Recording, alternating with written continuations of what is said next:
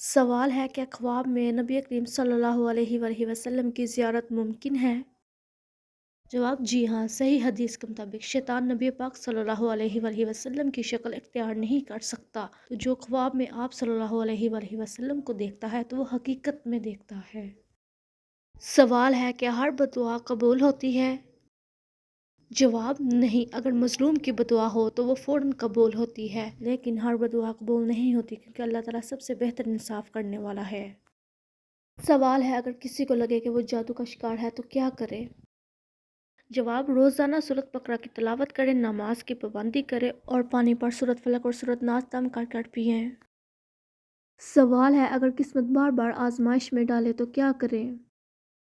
جواب دعا اور استغفار کریں، صدقہ دیں اور اپنی نیتوں کو خالص رکھیں کیونکہ آزمائش ایمان کی پہچان ہے۔ سوال ہے کیا نیک اعمال کا بدلہ دنیا میں بھی مل سکتا ہے؟ جواب جی ہاں، نیک اعمال کا بدلہ اللہ تعالیٰ دنیا میں بھی دے سکتے ہیں لیکن اصل اجر آخرت میں ہوگا۔ سوال ہے کہ قرآن پاک کو بغیر وضو کے چھو سکتے ہیں؟ جواب جی نہیں، قرآن پاک کو چھونے کے لیے وضو کا ہونا لازمی ہے، لیکن حفظ شدہ آیات کو بغیر وضو کے پڑھا جا سکتا ہے۔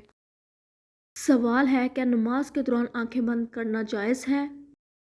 جواب بہتر یہ ہے کہ نماز کے دوران آنکھیں کھلی رکھی جائیں تاکہ دھیان بھٹکنے سے بچا جا سکے، لیکن اگر کوئی مجبوری ہو تو آنکھیں بند کرنا جائز ہے۔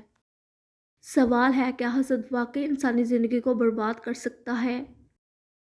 جواب جی ہاں، حسد انسان میں منفی توانائی پیدا کرتا ہے جو روحانی اور جسمانی نقصان پہنچا سکتی ہے۔ حسد سے بچنے کے لیے ذکر و اذکار کرنا چاہیے۔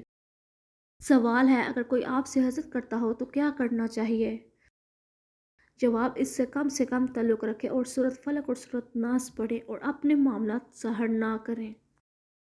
سوال ہے کیا دعا میں ہر چیز مانگی جا سکتی ہے؟ جواب جی ہاں، دعا میں سب کچھ مانگا جا سکتا ہے کیونکہ اللہ تعالیٰ سب سے بہتر سننے والا اور عطا کرنے والا ہے۔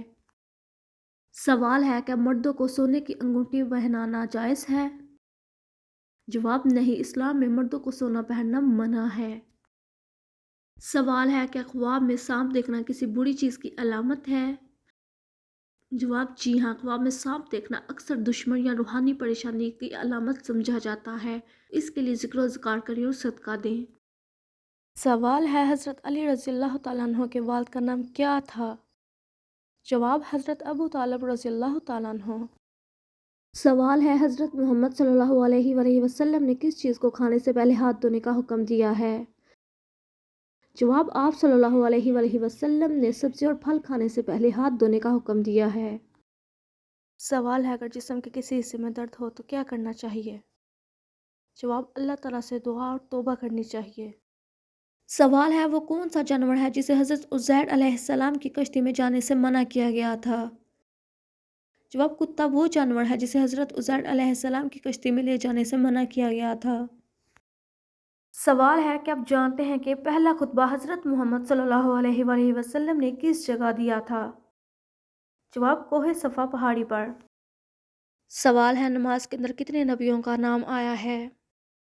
جواب نماز کے اندر 2 نبیوں کا نام آیا ہے، حضرت محمد صلی اللہ علیہ وآلہ وسلم اور حضرت ابراہیم علیہ السلام کا۔ سوال ہے بیت المقدس کو انگریزی میں کیا کہتے ہیں؟ جواب یروشلم۔ سوال ہے قرآن مجید کا سب سے پہلے اردو زبان میں ترجمہ کس نے کیا؟ جواب حضرت شاہ عبد القادر نے۔